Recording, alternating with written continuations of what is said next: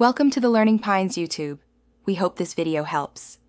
In this video, I will explain how to fix Roblox memory low issues, making your gameplay smoother. First, try restarting your computer completely. This often clears temporary files and processes hogging memory.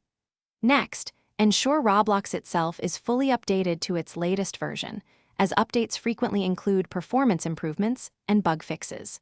These quick steps can resolve many common memory problems before diving deeper. Clearing Roblox's cache is a crucial step to free up system memory.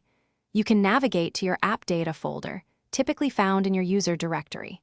Look for the Roblox folder and then delete the logs and temp subfolders. This simple action can free up several hundred megabytes of space, significantly improving your game's responsiveness and preventing future memory low warnings. Optimizing your in-game settings within Roblox can greatly reduce memory strain. Open your game settings and lower the graphics quality slider from its maximum. Consider setting it to around 3 or 4 out of 10 for a noticeable improvement. Also, decreasing the overall resolution of the game window or playing in full-screen mode can free up valuable memory for other processes, ensuring a smoother experience. Effectively managing your system's resources is vital for optimal Roblox performance.